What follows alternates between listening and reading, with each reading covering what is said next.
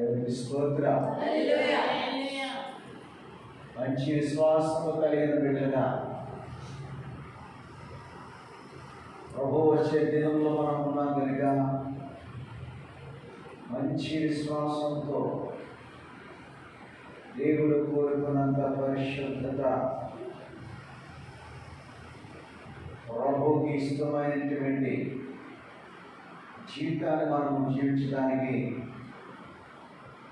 మనము అంతకంతకు ఎదుగుదుముగాక. ప్రియా దేవుని బిడ్డలారా, మరి ఈ దినము మనం నేర్చుకోవాల్సిన వాక్య భాగము ఇంకా మనకి రేపటితో అయిపోయినట్టే. ఇంకా శుక్రవారం ప్రత్యేకించబడినటువంటి ఆరాధనగా కొనసాగుతాం. మనము రేపటి దినాలతో ఈ వాక్య భాగాలను మనం ముగించుకోబోతున్నాం. రేపటితో 5 పూర్తవుతాయి.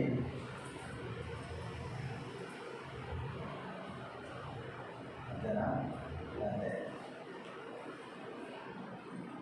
ఇప్పుడు మనము ఎన్నో దాంట్లో ఉన్నాము? 4వ దాంట్లో మనం ఉన్నాం. రేపు 5 ముగించబడుతుంది. ఇంకా 2 ఉండిపోతాయి. దేవుని చెప్పిన తర్వాత మనం తెలుసుకుంటాం. ఈ విషయాలు మనము దేవుని వాక్యము ద్వారా చరిత్ర ఆధారముగా, వాక్య ఆధారముగా భక్తులు తెలియజేస్తున్నటువంటి అనేక విషయాలు, పండితులు, అనేక మంది ఆత్మాభిషేకము కలిగిన వారు, అనేక మంది వాక్య సారమును అందిస్తున్నటువంటి ఈ దినాలలో మరి ప్రభు ఒక్కొక్కరు నుండి ఒక్కొక్క శ్రేష్టమైనటువంటి వాక్కులను ప్రజలకు ప్రభు అందిస్తున్నారు. కొందరిని సువార్తికులుగా, కొందరిని కాపరులుగా, కొందరిని పరిచారకులుగా, బోధకులుగా, అపోస్తులుగా దేవుడు నియమించుకుని సంఘానికి కొరకు, సంఘక్షేమం కొరకు, సంఘ అభివృద్ధి కొరకు, సంఘ పరిపూర్ణత కొరకు దేవుడు ఇంతమందిని దేవుడు ఏర్పాటు చేసుకున్నారు. వీళ్ళందరూ కూడా ప్రభు యొక్క సంఘక్షేమం కొరకే దేవుని సన్నిధిలో ఒకసారి వాడుకుంటూ బలపరుస్తూ ఉన్నారు. చివరికి ఒక సంఘం, అమూల్యమైనటువంటి సంఘాన్ని తీసుకెళ్ళడానికి లోకంలో నుండి ఆ సంఘం కొరకు తన ఉద్దేశాలు, తన ప్రయాసము, మానవుల పట్ల దేవుడికి ఉన్న ఉద్దేశాలు, తన ప్రణాళిక జరిగిస్తూ వచ్చాడు.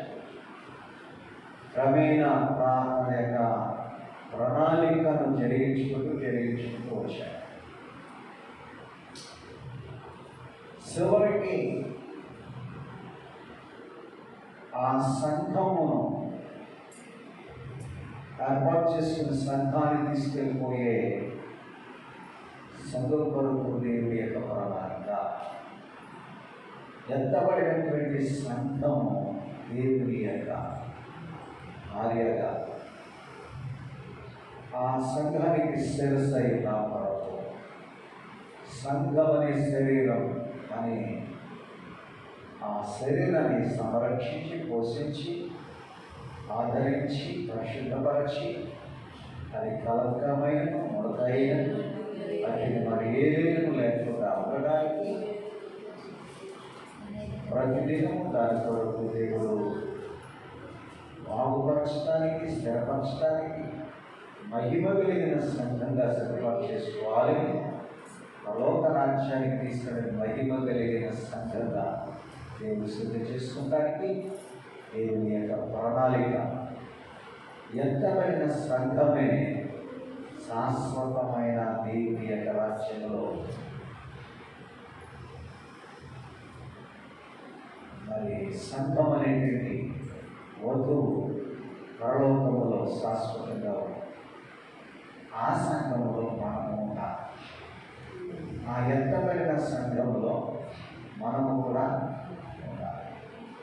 ఈ ప్రయాసము వ్యర్థము కాదు.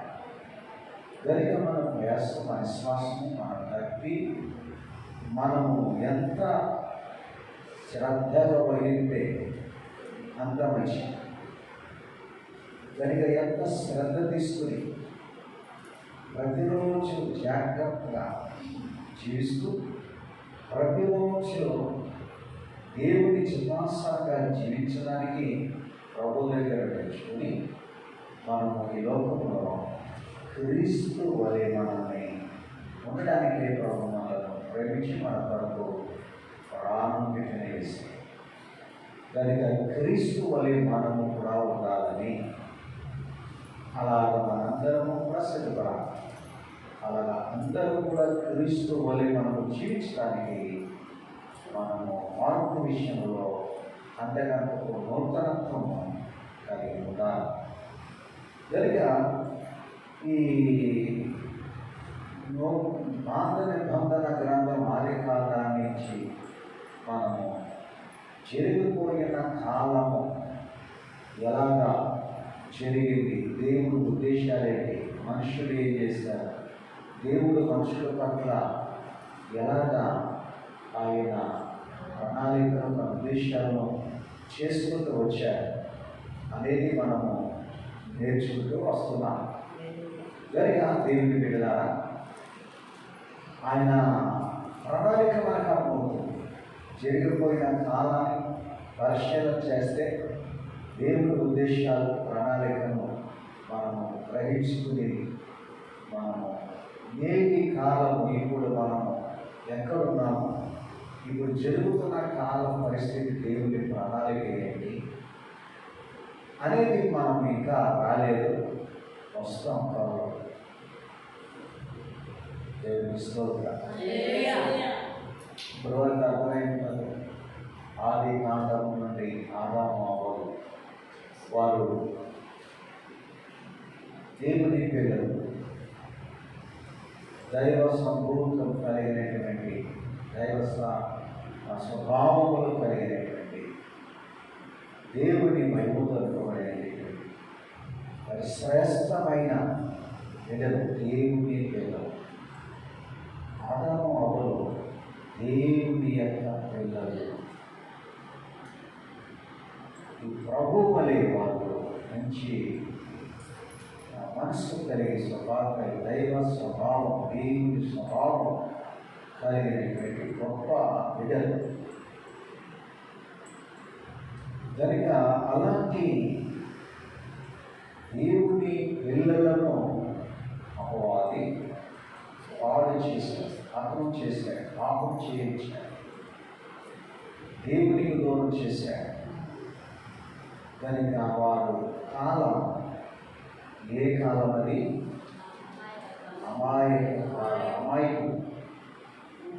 అమాయకమైన జీవితం. పాపం అంటే తెలియని స్థితిలో, మోసం అంటే తెలియదు. మోసాన్ని పడిపోయి నమ్మేసి మోసపోయి పతనమయ్యే వరకు సాతాను ఊరుకోలేదు. ఎందుకంటే వారు బుద్ధి అలాంటిది. వారు దేవుని నుండి తొలగించబడ్డారు. వారికి దేవుని రాజ్యంలో చోటు లేదు. ఎప్పటికీ కూడా మన పరలోకంలో దేవుని దగ్గరికి రాలేదు. కనుక వారు నాశనంలో ఉన్నారు. వారికి నరకాగ్ని ఉందనిపిస్తే వారు దేవుని పిల్లలను పాడు చేశారు. కనుక దేవుని పిల్లలుగా ఉండడానికి వారలేకపోయారు. నాకు లేని ఈ ఘనత, నాకు లేనిటువంటి భాగ్యం, నేను పోగొట్టుకున్నటువంటి ఇలాంటి భాగ్యాన్ని దీనికంటే ఇంకా శ్రేష్టమైన పరలోకంలోనే దేవుని స్వాధీనంలో ఉన్నటువంటి ఆ కృపను భాగ్యాన్ని ధన్యతను పోగొట్టుకున్నాను. అసలు ఏమి ఎందుకు ఇలా ఉండాలి, ఎంతలో మీరు ఎందుకు ఇలా ఉండాలి, నాకు లేనిటువంటిది మీకెంతో కనుక మీరు ఎలాగైనా పనులు చేయాలని తిరుగులాడి కనిపెట్టి అవకాశం వచ్చాక ఒక్కసారి పోలే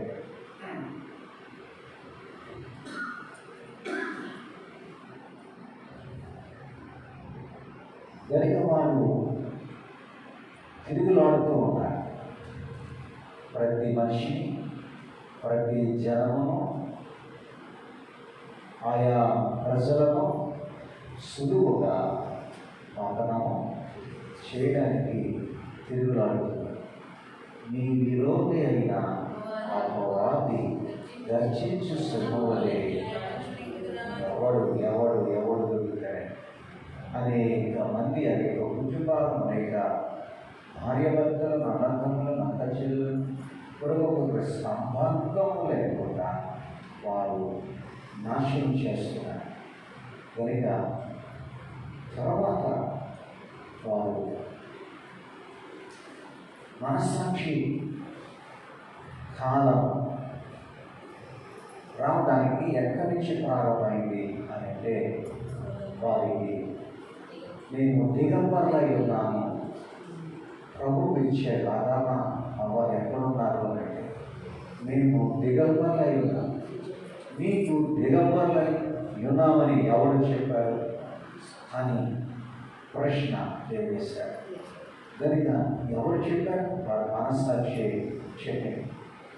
కనుక అక్కడ నుండి మనస్సాక్షి అనేది ప్రారంభమై నోవహు కాలంలో జల ప్రళయము వరకు కూడా మరి మనస్సాక్షి కాలం ప్రారంభమైంది.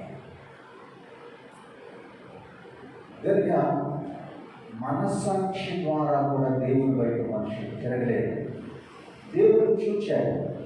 మనస్సాక్షి కాలంలో దేవుని వైపు దేవుడు ఉన్నారు, దేవుని వైపు తిరగాలి, దేవుని సన్నిధికి వెళ్ళాలి, దేవుని వెంబడించాలి అని దేవుని వెతికే మనసు, దేవుని వైపు తిరిగినటువంటి మనసు లేదు. కనుక మనస్సాక్షి ఉన్నప్పటికీ దేవుని వైపు తిరగదవ్వకుండా లోకంలో కష్టత్వము, పాపము ఎక్కువ అవ్వడానికి స్వేచ్ఛ జీవితము వైపు ఆ స్వేచ్ఛనిచ్చాడు. ఆ స్వేచ్ఛ మనిషికి ఎప్పుడైతే స్వేచ్ఛనిచ్చాడో, స్వేచ్ఛ ఏమైందంటే మరీ ఎక్కువగా పాపములకు వెళ్ళాడు. ఇప్పుడు మనం స్వేచ్ఛగా జీవించడానికి వీలుకోవడం, దేవుడు మనకు ఒక నియమ నిబంధన దేవుడు ఇచ్చాడు. ఒక గ్రంథాన్ని, మనము దేవుని లేఖనం బట్టి మనం చాలా జాగ్రత్తగా జీవించాలి. అయితే వారికి మరి దేవుని నియమ నిబంధనలు లేవు. కానీ మనిషికి మనస్సాక్షి వారికి ఉంది కనుక మనస్సాక్షిలో తిరుగుతారు. ఆ స్వేచ్ఛ ఎవరిష్టానుసారంగా వారు జీవించి పాపం మరి ఎక్కువ పాపం లోనికి వెళ్ళడానికి మరి మనుషులు చాలా భయంకరమైన పాపం అనేది వెళ్ళిపోయి ప్రస్తులైంది, చెడిపోయింది. ఎంత ఘోరంగా చెడిపోతే తర్వాత దేవుడు వారు ఎలాంటి వారందరినీ కూడా దేవుడు అవకాశం ఇచ్చాడు. కానీ ఏదో తోట ఒక ఆజ్ఞ పెట్టాడు. ఇక్కడైతే నోవహు కాలంలో వాడులోకి ప్రవేశించండి, నువ్వు రక్షిస్తాను అన్నాడు. ఏదో ఒక ఆజ్ఞ ఈ మనుషులు ఒక్క ఆజ్ఞకు లోబడలేదు. ఒకే మాట, ఒక్క మాటకి లోబడి ప్రభువునందు నిలిచోలేకపోయారు. ఇప్పుడు వాళ్ళ సంతాన భూమి మీద విస్తరించిన తర్వాత మనస్సాక్షి యుగంలో నోవహు కాలంలో దేవుడు మళ్ళా ఇప్పుడైనా నా మాట బ్రతికేద్దాం, అసలు దేవుడిగా నా మాట లేక పొగరుతో ఉంటే చనిపోతాం, జలప్రదాయంలో నాశనమైపోతాం. కనుక ఇలాంటివి వారికి చెప్పిన దేవుని వైపు తిరిగి వాడలోనికి ఎక్కడానికి మీరు వాడలోనికి ఆయన మాటిని ఆ మాటల విశ్వాసం నుంచి జలప్రాణం వస్తుంది, మానవులందరూ చనిపోతారు. కనుక మీరు ఆయన మాటకి విధేయత చెప్పి వాడలోనికి వేగమంటే మనుషులు దేవుని మాట ఇంత కష్టమని ఆజ్ఞలు ఏమైనా ఉన్నాయా? ఇన్ని ఆజ్ఞలు పాటించాను అన్నారా? లేదు. వాడలోనికి ఎక్కలేదు, తిరస్కరించారు. ఒక్క కుటుంబం ఉంది ఆ కాలంలో. నోవహు ఆ తరంలో ఇంకా ఈ నిర్ధారణకుడుగా జీవించాడు. అతను తన ఇంటి వారందరూ రక్షించుకున్నాడు. ప్రభుని అంత విశ్వాసం ఉంచాడు, బ్రతికాడు. ప్రభుని నమ్మాడు, ప్రభు మాటని నమ్మాడు. కనుక ఆ మాటకి విధేయత చూపడి కనుక బ్రతికాడు. ఏదో తోటలో విధేయత చూపలేదు. పాప విషయంలో వాడు పాపం చేసి చనిపోయాడు, దేవునికి దూరం అయ్యాడు. దేవుని మాటకి విధేయత చూపలేని వాడు తనను తన కుటుంబం విధేయత చూపితే బ్రతికాడు.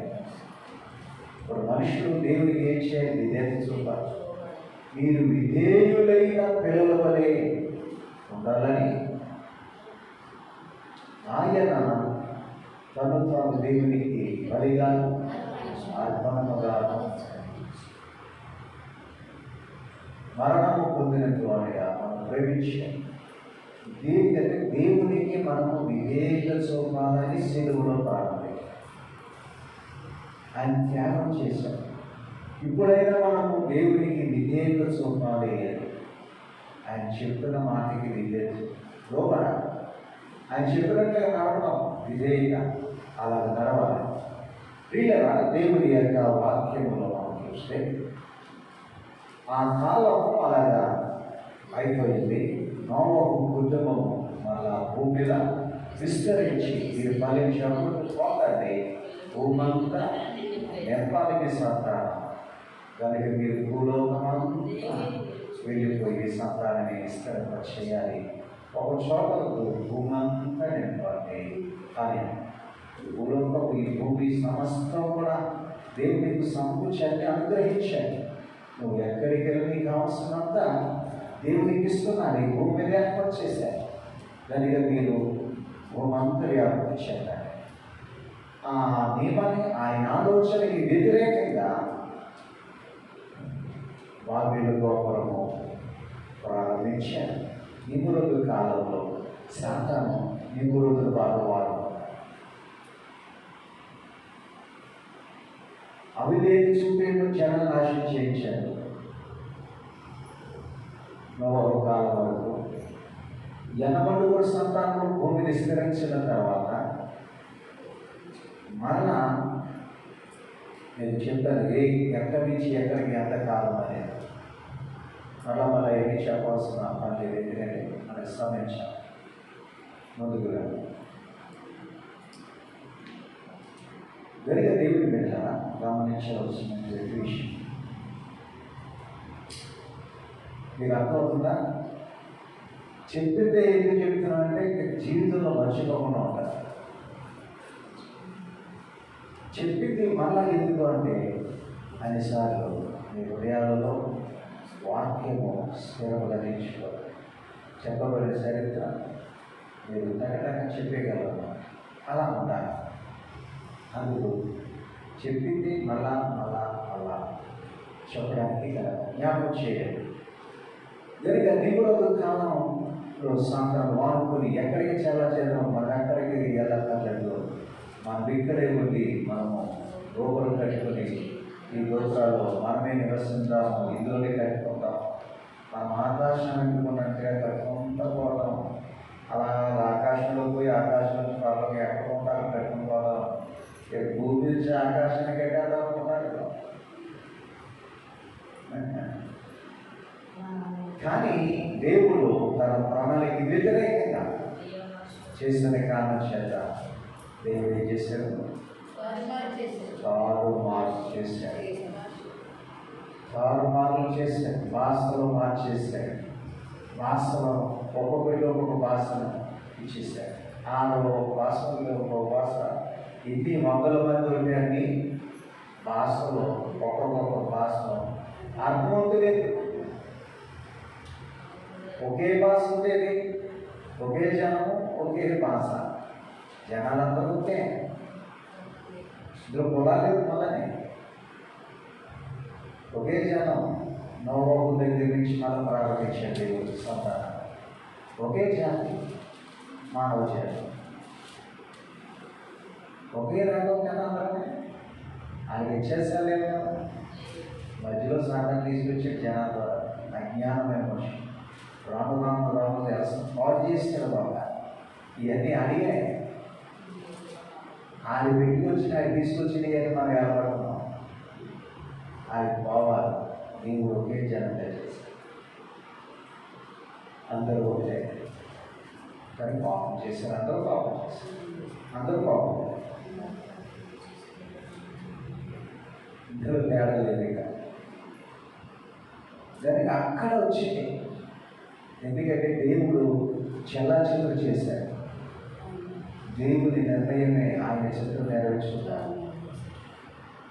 దానికి చెల్లాచెదురు చేసేసాడు. ఆశ్రయించాడు. మనకి తెలుగు తప్ప మిగతాయి రావు. అది ఒక కర్ణాటక వెళ్ళారంటే కర్ణాటక మైసూరులో కన్నడ భాష, తెలుగు భాష,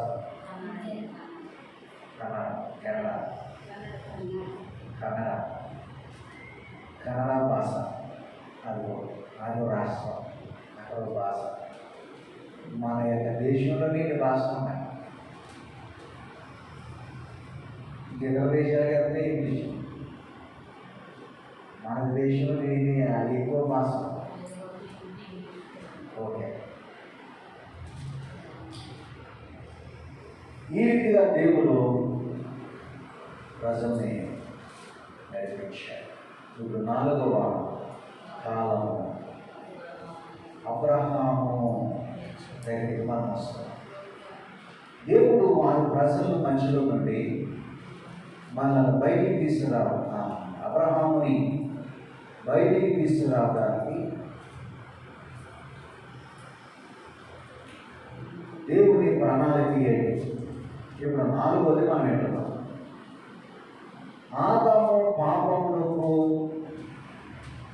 పాపములోనికి కొనసాగి పాపము చేయించే వరకు సాతానుడు వారు సర్పరూపములో శోధించాడు.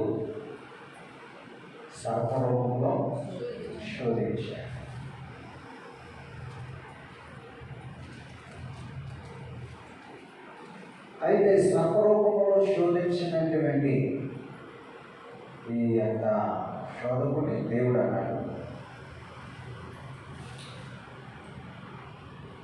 ఏ స్త్రీ నువ్వు మోసం చేస్తావు, ఏ స్త్రీని పాపం చేయించేలా చేసావు. మరలా స్త్రీని శోధింపచేసావు, స్త్రీని పాపం చేయించావు, స్త్రీని పాడు చేస్తున్నావు కనుక, పాపంలో పడగొట్టావు కనుక. ఏ స్త్రీని పాపం చేసి పడిపోయిందో అదే స్త్రీ నుండి మరలా నేను అభిషక్తిని భూమి మీదకి పంపించి ఆ అభిషక్తుల ద్వారా నీ తలను చెదగా గుర్తిస్తాను.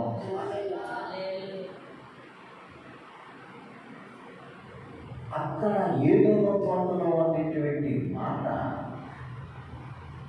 స్త్రీని ఎప్పుడైతే వాడుకున్నాడో అదే స్త్రీలో నుంచి ఒక అభిషేకం తీసుకుని వచ్చి నీ సంగతి, నీ తలను, అప్పుడు మనుషులే కాదు, మనుషుని ఏం చేయలేదు, మనుషుని వారు చేసి నాశనం చేశారు. వారి పక్షంగా ఒక అభిషేకం నేను పంపిస్తాను. స్త్రీ గర్భమునందు వస్తాయి. స్త్రీ సంతానము నుండి వచ్చిన అభిషక్తుడు నీ తలసిపోతాడు అనే మాట అవ్వ ఆదాము ఇద్దరు ఉన్నప్పుడు ఆ ఇద్దరిని పాపం చేసినటువంటి వారు నిన్ను బట్టి శపించారు, భూమి శపించారు, నేను ఆ సరి నుండి మీరు బయటకు వెళ్ళిపోండి అని ఆ ఇద్దరికి చెప్పాడు. కానీ నువ్వు ప్రయాసపడి నువ్వు ఆహారం పెట్టావు, నీకు వ్యాధుల పడి వెళ్ళిన కంటే అవ్వలేదు. ఈ రీతిగా అన్న తర్వాత ఇప్పుడు సర్పముతో దేవుడు చెప్పాడు మూడవ మాట ఏమనంటే నీవు నేలను ప్రార్థన. మనుషులను చూసినప్పుడు తలను చెరగొడతాడు. మనుషులంటే మనుషు కుమారుడు యేసుక్రీస్తు. మనలో మన మనుషులు కాదు, మనుషులనే కానీ మనిషిగా బ్రతకలేదు. అందుకు ఆయన లోకానికి వచ్చిన తర్వాత తీర్పులో కూడా యేసయ్య అన్నారు, ఇదిగో ఈ మనుషులు అనే మాట పెద్ద రాశారు. ఇదిగో ఈ మనుషులనే మాట పెద్ద అక్షరాలు ఎందుకు మాట రాశాడట అంటే మనిషిగా జీవించిన వాడు యేసయ్య. మిగతా వాళ్ళతో మనిషి మానవత్వం కోల్పోయిన వాళ్ళు, మనిషే కానీ మనిషిగా బ్రతకలేదు. మానవత్వం కోల్పోయారు, దైవత్వమే లేదు, మానవత్వం కోల్పోయారు. ఇప్పుడు మనిషివా నువ్వు పశువా అంటారు. ఒక మనిషి నువ్వు మనిషివా పశువా అంటే మనిషి ఏ స్థితి కోల్పోతున్నాడు, మనిషిగా ఎందుకు బ్రతకలేకపోతున్నాడు అంటే ఎన్నో పొరపాటు, ఎన్నో అబద్ధాలు, ఎన్నో మోసాలు, ఎన్నో భయంకర కష్టం. దానికి మనుషులనే కానీ మానవత్వం లేకుండా చేస్తుంది. అన్నింటిలో సంపూర్ణంగా మనిషిగా జీవించిన యేసుక్రీస్తు ప్రభువు. అందుకు మనుష్యుడు నిన్ను చూచినప్పుడు నీ తలను చెరగొడతాడు అనేది ఏదో ఒక మాట. దేవుని ప్రణాళిక ఆలోచన ఇక్కడ వీరి సంతానం నుంచి నోవహు సంతానంలో నుండి అబ్రహామును బయటికి తీసుకొచ్చాడు. ఎందుకు దేవుని ఆలోచన? ఈ విగ్రహారాధన చేస్తున్నటువంటి భయంకరమైన విగ్రహారాధనలో కొనసాగుతున్నటువంటి ఈ ప్రజలు దేవుడిని మరిచి యెహోవా దేవుని ఆలోచన వారికి అసలు ఆ కాలానికి లేదు. దేవుడంటే ఎవరో తెలియదు. యెహోవా దేవుని సంగతి ఎరుగక వాడు కనిపించిన దానికల్లా దేవుడుగా ఆనందించారు. అక్కడి నుంచి వచ్చింది నోవహు కాలంలో వాడి సంతానం నుండి రాను పరిస్థితుల్లో దేవుడిని మరిచి దేవుడంటే తెలియని జనం అయిపోయారు. వారికి దేవుడి తెలియలేని జనం అయిపోయినప్పుడు వారికి ఏ ప్రారంభమైనట్టు వారికి ఇష్టం వచ్చినట్టుగా చేసుకొచ్చారు. సూర్యుడు చూసి సూర్యుడు దేవుడు, చంద్రుడు దేవుడు, నక్షత్రాలు దేవుడు, ఇలాంటి అన్నీ ఎన్నో వారికి పోల్చిపోయింది. అన్ని సాతానులు దేవునికి విరోధమైనవన్నీ కూడా చేర్చుకొచ్చి ఆ పరిస్థితిలో దేవుడు అబ్రహాముని వేరు పెట్టి పిలిచి బయటికి తీసుకొచ్చాడు. అబ్రహాముని తీసుకురావడానికి గల కారణం ఏంటంటే దేవుని ఆలోచన అబ్రహాము కడుపు నుండి అభిషక్తుడు రావాలి. అబ్రహాము కడుపు నుండి అభిషక్తుడని యేసుక్రీస్తు రావాలి. ఎప్పుడు పంపాలి అని దానికి తెలుసు. ఇప్పుడు దేవుని యొక్క ఆలోచన అబ్రహాము పెరగడానికి ఒక ప్రత్యేక జనం కావాలి. ఆ జనముల నుండి ప్రత్యేకించబడిన ప్రజలలో నుండి రావాలైన పవిత్రుడైన దేవుడు.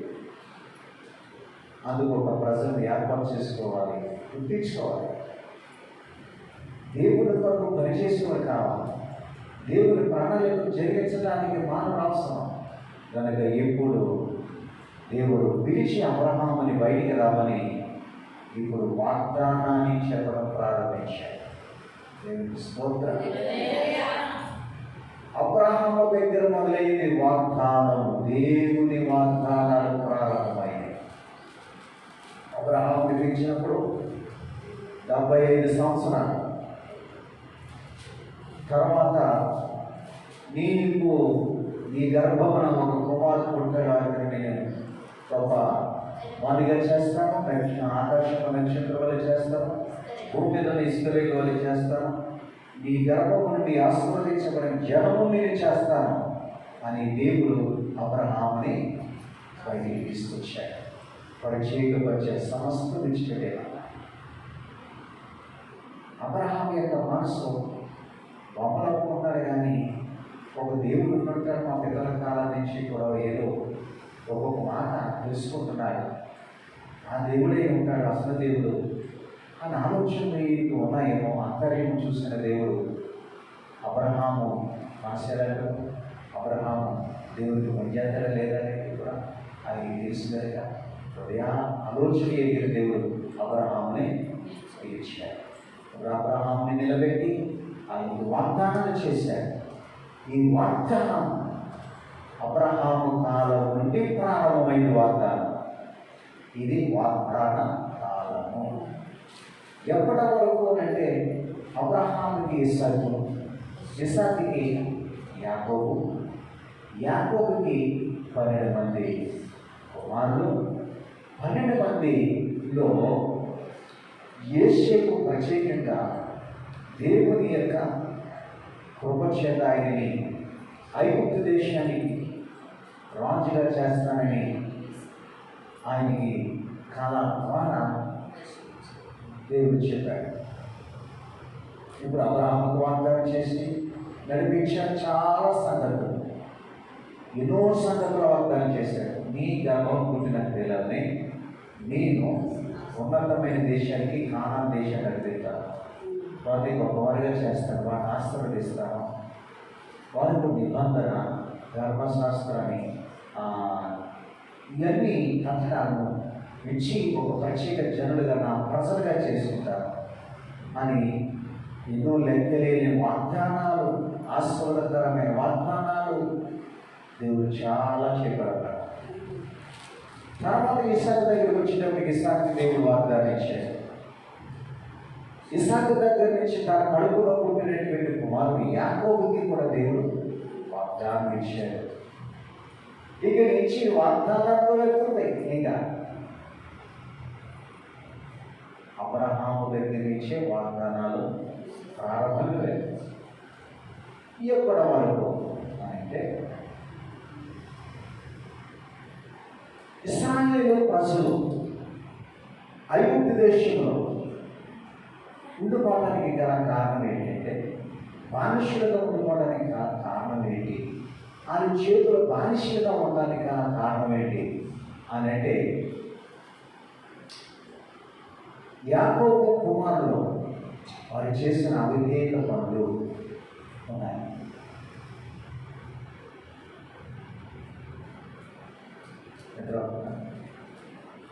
వేసి స్థలం పెట్టాం, స్థలంగా అది నిద్రపడతారు. స్థలం ఉన్నవాళ్ళే హాయిగా ఉంటుంది, స్థలం ఉండదు. ఐగుప్తు దేశంలో వారు ఉండడానికి వారు చేసినటువంటి యాకోబు యొక్క 12 మంది వారు చేసిన పిల్లలు కొంతమంది అయిష్టమైన కార్యాలు చేశారు. యాకోబు పుట్టిన కుమారులు చేసినటువంటి ఆ పొరపాట్ల వలన కుమారుల యొక్క తప్పిదాల బట్టి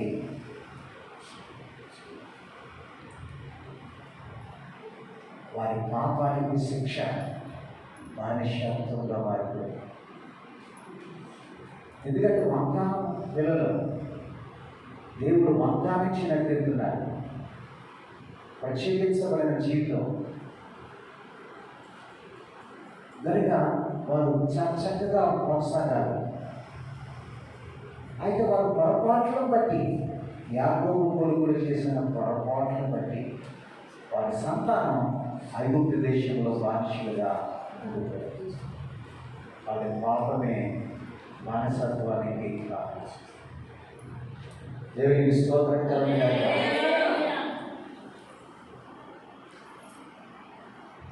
జరిగి మళ్ళా దేవుడు అబ్రహాంకి ఇచ్చిన వాగ్దానాన్ని జ్ఞాపకం చేసుకుని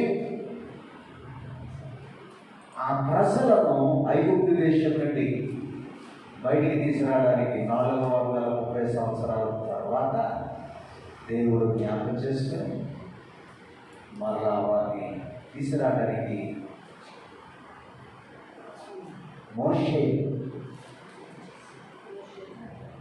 నియమించుకున్నాడు.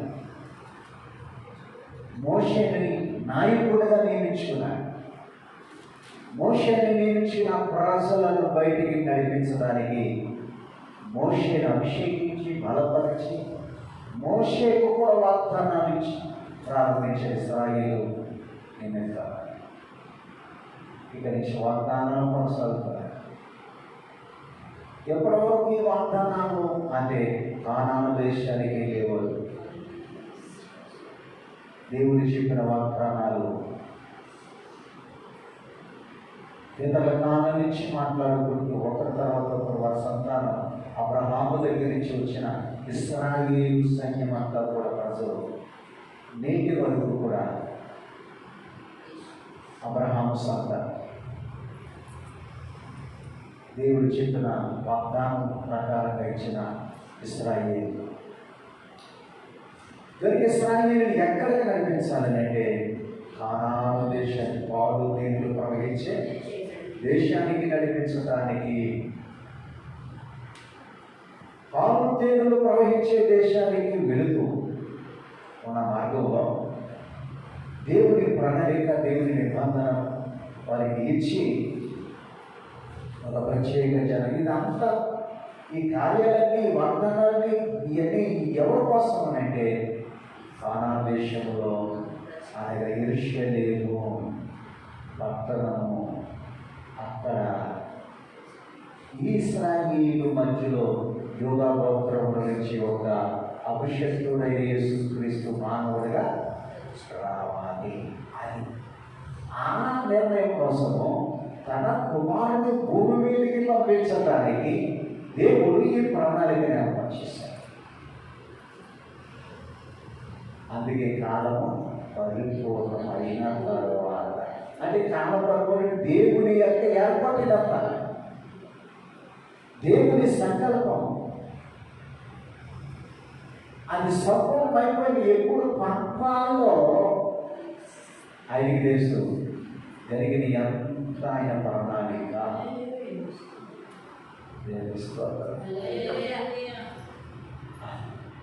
భూమికి తన కుమారుడు పంపించడానికి ఒక ప్రత్యేక జనం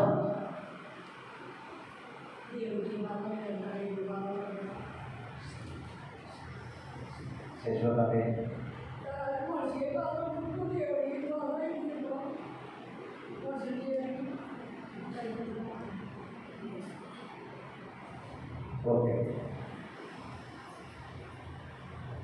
దేవుడి యొక్క ఆలోచన ఎంత బాగుంది.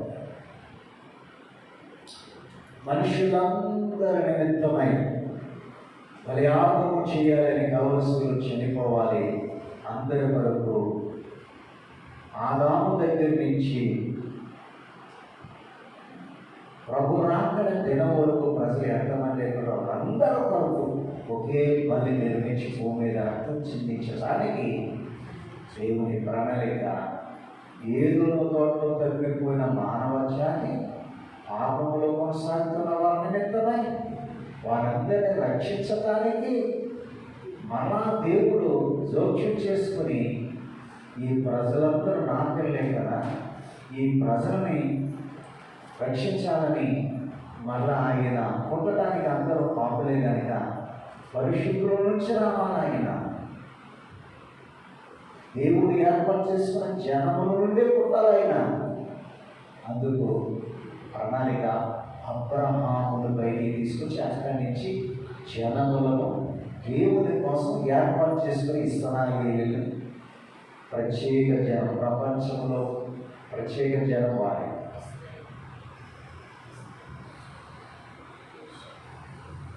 ఆ పరిశుద్ధుడు ఆ ఏర్పాటు చేసిన దేవుని ప్రజల నుంచి ఆయన వచ్చి, ఏ స్త్రీ అయితే పాపము చేసి గత సర్పం పాపం చేసి పాపం చేసిందో ఆ స్త్రీ గర్భమునందు యేసయ్య చేర్చి, అదే స్త్రీ, అలా స్త్రీ నుండి పుట్టినవాడు, స్త్రీకి పుట్టినవాడు యేసయ్య. మనందరము స్త్రీ పురుషులకు పుట్టినవాడు, యేసు ఒక్కరే స్త్రీకి పుట్టినవాడు. దేవుడు ఆయన వచ్చి సాతానుని తలకు చెదగొట్టి లయపరచడానికి, అపవాది క్రియలు లయపరచబడడానికి కుమారుడైన యేసు క్రీస్తుని తండ్రి దేవుడు పంపడానికి ఇష్టపడిన ప్రణాళిక.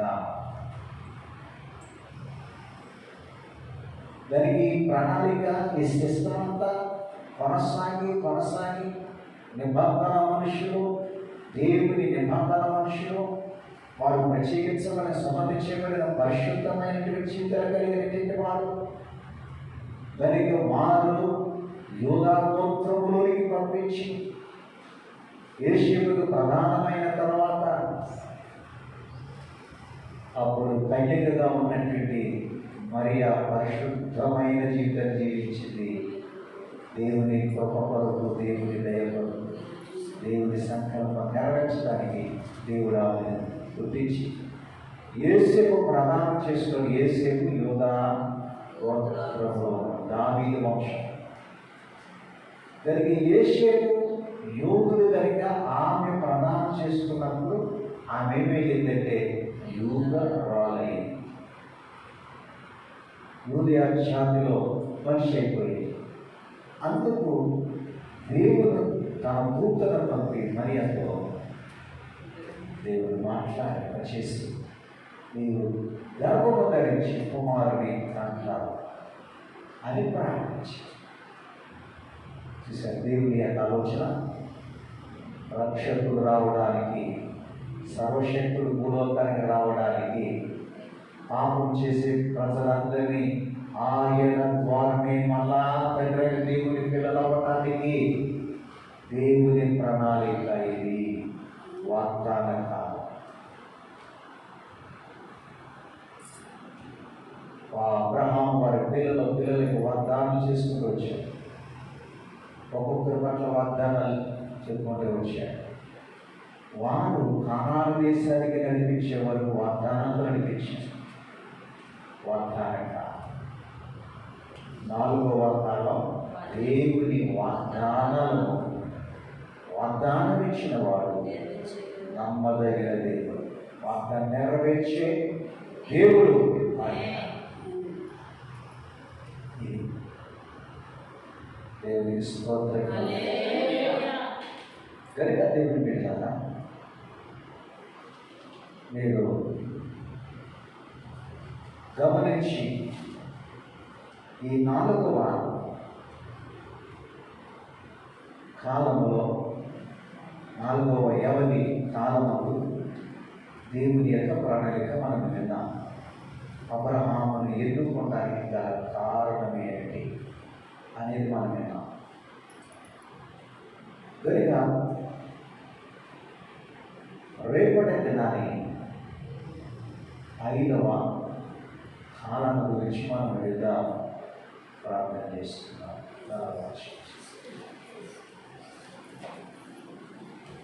Praise the Lord in the name of Jesus. కృప కలిగిన వారు, ఆశ్చర్యపడ నమ్మదగిన వారు, ఈ ఘనమైన నామములో స్తోత్రాలు. కాలం వెంబడి కాలంలో ప్రణాళికను మనుషుల పట్ల ఏం చేసుకుంటూ వచ్చాం. నాయన, నీ చిత్తమేంటి, నీ సంకల్పం అనేది మేము ధ్యానం చేస్తూ దేవానికి స్తోత్రాలు. ఒక గొప్ప అభిషక్తుని భూలోకానికి పంపించడానికి, నాశనం వల్ల పాపాత్ములందరినీ రక్షించడానికి, ఈ భూమి మీదకి దిగి రావడానికి పరలోకము నుండి, పరము నుండి నాయనా కుమారుని లోకానికి పంపించడానికి నువ్వు లోకాన్ని ఎంతో ప్రేమించావు, మనుషులు ప్రేమించావు. మనుషులు నీ మాటకి విధేయత చూపడం లేదు. విధేయులై ఉండాలని, విధేయులైన పిల్లల వల్ల జీవించాలని తెలియజేస్తున్నాను. నీకు లోపడాలి. ఇప్పుడైనా చివరి దినాలలో కూడా నీకు విధేయత చూపాలి. యూదులు కూడా, ఇశ్రాయేలు ప్రజలు అనేక మంది అవిధేయతగా జీవించారు కనుక చాలా మంది నాశనం అయిపోయారు. అవిధేయతగా ఉండకూడదని వారికి నేను నిబంధనలు ఇచ్చావు. ప్రభు మాటకి విధేయత చూపుతున్నాడు. వాళ్ళు మీరు మిమ్మల్ని గొప్పగా ఆశీర్వదిస్తాను, మిమ్మల్ని దీవిస్తాను అని ఉన్నతమైన స్థానానికి, ఉన్నత విషయానికి నడిపించి మిమ్మల్ని శ్రేష్ఠులుగా చేస్తే నేను వాగ్దానాలు ఇచ్చాను. నీ కార్యాలు, నీ ఆలోచనలు మనుషులు కొందరు వింటున్నారు, విడిచిపెడుతున్నారు, కొందరు గ్రహించుకుంటున్నారు, లోబడుతున్నారు. అందరూ విధేయులైన పిల్లలుగా ఉండాలని కోరుచు. ఈ ఆది కాండము మొదటి అధ్యాయంలో నాథము నీ మాటకి విధేయత చూపలేదవా కనుక పాప ఫలితము శాపం మానవులందరికీ చుట్టుకుంది. ఒక మనిషిని అవిధేయత వలన మానవ జాతి అంతటి పాప శాపముతో మార్చి నేను నీకు దూరస్తులై ఉన్నా, నాశనంలో ఉన్నా, మరణ రోగిలో ఉన్నా, దేవాన్ని వెంటాడుతూ ఉన్నావు. కానీ మనుషులు నీ వైపు తిరగడం లేదు. నువ్వు ప్రేమిస్తున్నావు, మనుషులు నీ మాటను ప్రేమించడం.